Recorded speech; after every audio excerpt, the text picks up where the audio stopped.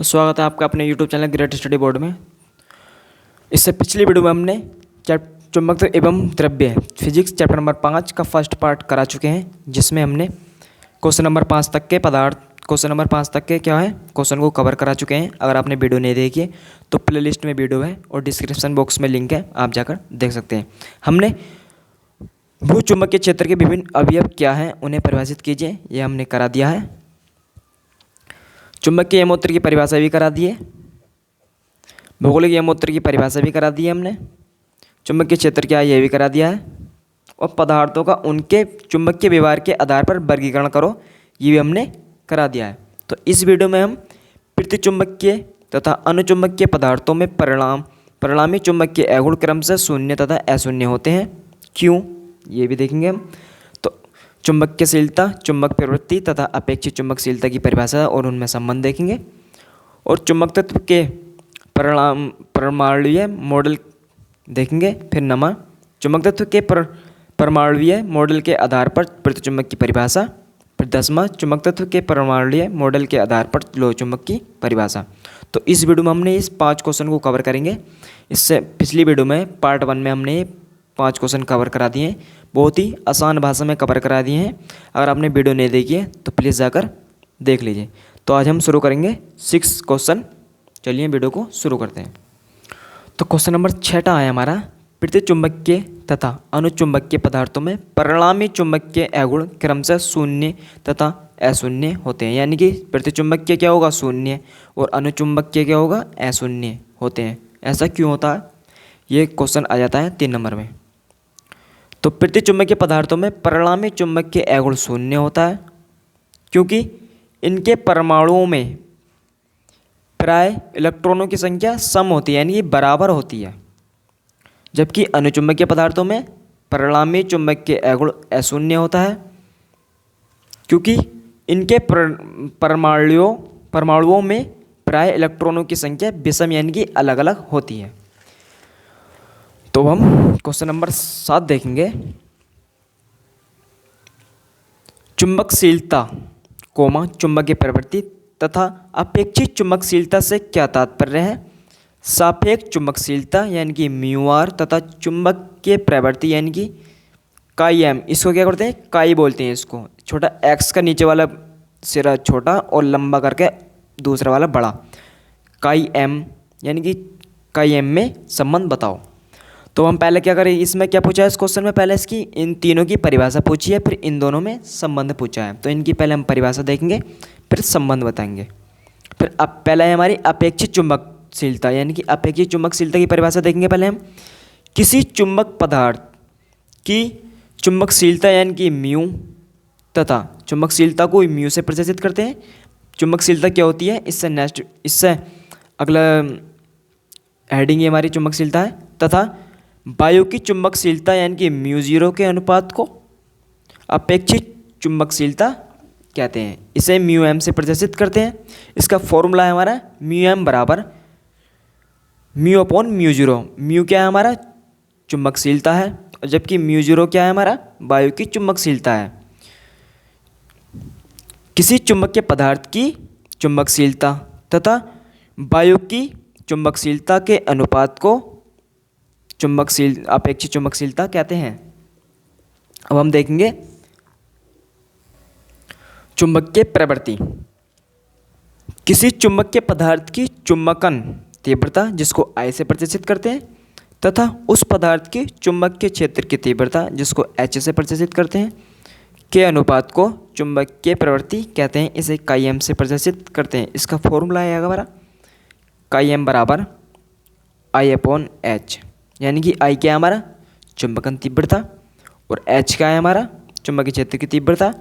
किसके बराबर, इसको बट कहते हैं हम बटे को कहते हैं अनुपात को क्या कहते हैं चुंबकीय प्रवृत्ति, यानी कि काई एम कहते हैं। ठीक है, किसी पदार्थ की चुंबकन तीव्रता तथा उस पदार्थ की चुंबकीय क्षेत्र की तीव्रता को चुंबकीय प्रवृत्ति कहते हैं। अब हमारा हेडिंग है चुंबकशीलता किसे कहते हैं। किसी पदार्थ की चुंबकीय प्रेरणा यानी कि B तथा चुंबकीय क्षेत्र की तीव्रता यानी कि H के अनुपात को चुंबकशीलता कहते हैं, इसे म्यू से प्रदर्शित करते हैं। तो म्यू बराबर बी अपॉन एच। तो बी क्या है हमारा, चुंबकीय प्रेरण, और एच क्या है, चुंबकीय क्षेत्र की तीव्रता। के अनुपात को चुंबकशीलता यानी कि म्यू से प्रदर्शित करते हैं, इसको चुंबकशीलता कहते हैं। अब क्या इसमें संबंधी पूछा था, किसमें, चुंबकशीलता यानी कि म्यू आर तथा चुंबकीय प्रवृत्ति यानी कि काई एम में संबंध। तो संबंध देखेंगे हम पहले। चुंबकीय तीव्रता, चुंबक तीव्रता की परिभाषा से, परिभाषा क्या कहती है, एच बराबर B upon mu zero minus के आई। अब क्या करेंगे हम इसको, इस आई माइनस का तो इधर करेंगे, यानी कि इस बराबर के साइन से इधर को रखेंगे इसको, तो ये माइनस का साइन प्लस में चेंज हो जाएगा। एच हमारा पहले ही प्लस में, तो पहले ही प्लस एच, ये माइनस में है तो इधर आकर प्लस में होगा, यानी कि प्लस आई बराबर ये ऐसे का ऐसे रखा आ गया है। फिर देखेंगे हम बी इक्वल टू, इसको हम इधर फेंक देंगे, ये क्या हमारा भाग में है, तो अगर भाग को अगर हम जो हमारा भाग है इसको हम बराबर के साइन में लेके जाएंगे तो भाग का गुणा में जाता है और गुणा का भाग में आता है। तो ये क्या हमारा भाग में, तो यहाँ क्या में जाएगा, गुणा में जाएगा। तो म्यू जीरो अपॉन ये पूरा का म्यू जीरो ब्रैकेट ये पूरा का पूरा ऐसे का ऐसे आ गया। इसको हमने भाग का गुणा में करा है, तो ठीक है, यह ब्रैकेट लग जाएगा यहाँ पर और ये हमारा आगे जाएगा। तो बी बराबर mu zero bracket H plus I. तो हमारा आई का फॉर्मूला होता है हमारा I equal to chi M H. इस आई के स्थान पर हम ये वैल्यू पुट कर देंगे। तो वी ऐसी की ऐसी, म्यू जीरो ऐसी की ऐसी, एच हमारा ऐसी की ऐसी, प्लस इसके स्थान पर हम ये वाला मान रख दिया है हमने। फिर क्या करेंगे हम इसका, इनमें से हम क्या कर लेंगे, इसमें एच है इसमें एच है, तो इसमें हम एच को कॉमन ले लेंगे यानी कि बाहर कर लेंगे। तो ये हमारे वी ऐसी की ऐसी है, म्यू जीरो इसमें से हम एच कॉमन ले लेंगे। तो एच यहाँ पर क्या था हमारा, एच था, तो एच हमने बाहर ले लिया है, तो हमारे क्या बचेगा यहाँ पर वन बचेगा, तो यहाँ पर वन ले लेंगे प्लस काई एम एच हमने बाहर ले लिया तो यहाँ कुछ नहीं बचेगा, ठीक है। फिर हमारा फॉर्मूला होता है V equal to mu H, V equal to mu H, ये हमारा बिंदु नहीं है कुछ भी, ये कटा हुआ है, बी बराबर म्यू एच। तो इस बी के स्थान पर हम ये वैल्यू रख देंगे। तो mu H equal to mu zero H one plus chi M. तो ये एच है और ये एच है, ये हमारा एच का एच हमारा कट गया है, तो यहाँ बचा हमारा म्यू। अभी इसको क्या है हमारा, ये क्या हमारा गुणा में, गुणा को हम इधर नीचे कर इस बराबर के साइन में भेजेंगे तो हमेशा भाग में जाता है, तो ये गुणा का है तो इसमें भाग में जाएगा। म्यू जीरो बराबर वन प्लस काई एम हमारा ऐसे का ऐसे चल गया है, ठीक है। एक हमारा सूत्र होता है म्यू आर को क्या कहते हैं, चुंबकशीलता। Mu R equal to mu upon mu zero. तो म्यू अपॉन म्यू जीरो क्या पर है, ये आएगा, तो हम इसको म्यू आर रख देंगे, इसके स्थान पर हम ये रख देंगे, क्योंकि हमको ये म्यू अपॉन म्यू जीरो किसकी वैल्यू होती है, म्यू आर की होती है, तो इसके स्थान पर हम ये रख देंगे। तो mu R equal to one plus chi M, यही से हमारा संबंध हो जाता है। फिर क्वेश्चन हमारा 8वां, चुंबकत्व के परमाणुवीय मॉडल की व्याख्या कीजिए। ये क्वेश्चन 3 नंबर में पूछा जाता है। इसका आंसर है प्रत्येक पदार्थ छोटे छोटे कणों से मिलकर बना होता है, अर्थात पदार्थ परमाणुओं से बना होता है। परमाणु के केंद्र में नाभिक यानी कि न्यूक्लियस होता है, जिसमें प्रोटॉन न्यूट्रॉन स्थित होते हैं तथा इलेक्ट्रॉन नाभिक के चारों ओर चक्कर लगाते हैं। ये 2 प्रकार से गति करते हैं, कक्षीय गति और चक्रीय गति। तो चुंबक के परमाणु मॉडल में क्या बताया गया है, इसमें बताया गया है कि प्रत्येक पदार्थ, मान लीजिए हमारा क्या है पदार्थ है, तो इसके केंद्रीय क्या हमारा न्यूक्लियस है, तो इसमें हमारे प्रोटॉन और न्यूट्रॉन रहेंगे, जबकि इसके बाहर की कक्षाओं में क्या होंगे हमारे इलेक्ट्रॉन, यानी कि इलेक्ट्रॉन क्या होंगे हमारे गति कर रहे होंगे। गति कितनी गति कर रहे होंगे, 2 प्रकार से गति कर रहे होंगे। कौन कौन सी, कक्षीय गति और चक्रीय गति करते हैं। अब हम देखेंगे इन गतियों के कारण पदार्थ में बहुत से धारा लूप बन जाते हैं, जिनकी वजह से पदार्थ में चुंबक आता है। इसी को चुंबक के परमाणु मॉडल कहते हैं। स्ट्रक्चर बनाना है आपको। ये पहले एक नाभिक है, ये साइड में क्या हमारा इलेक्ट्रॉन है, जो नाभिक के चारों ओर जैसे क्लॉकवाइज एंटी क्लॉकवाइज जो हमारी गति करते हैं इसको बोलते हैं कक्षीय गति, जबकि इलेक्ट्रॉन अपनी अक्ष पर गति करते हैं इसको बोलते हैं चक्रीय गति।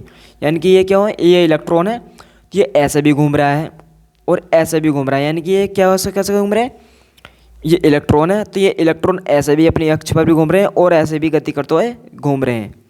तो जो अपनी अक्ष पर गति घूम रहे हैं उसको चक्रण गति कहते हैं, और जबकि जो न्यूक्लियस के चारों ओर यानी कि नाभिक के चारों ओर घूम रहे हैं उसको कक्षीय गति कहते हैं। और ये हमारे क्या है, इलेक्ट्रॉन है। अब हम नंबर क्वेश्चन, चुंबकत्व के परमाणुीय मॉडल के आधार पर पृथ्वी चुंबक की व्याख्या कीजिए, जो है 14, 15, 18 में, और ये क्वेश्चन मिल जाता है आपको बोर्ड एग्जाम में। पृथ्वी चुंबक का गुण प्राय उन पदार्थों के अणुओं या परमाणुओं में पाया जाता है जिनमें इलेक्ट्रॉनों की संख्या सम होती है।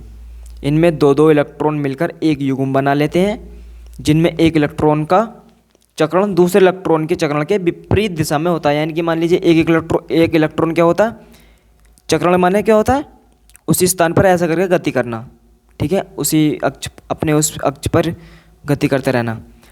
इसमें क्या है, दूसरा जैसे मान लीजिए एक करता है एंटी क्लॉकवाइज यानी कि घंटे के विपरीत, एक करता है क्लॉकवाइज यानी कि घंटे के बराबर। जैसे घंटे की सुई इधर को चलती है, एक करेगी ऐसा गति, एक करेगा ऐसा गति, यानी कि दो इलेक्ट्रॉन है, एक इलेक्ट्रॉन का चक्रण दूसरे इलेक्ट्रॉन के चक्रण के विपरीत दिशा में होता है, यानी कि एक सीधा होगा एक उल्टा होगा।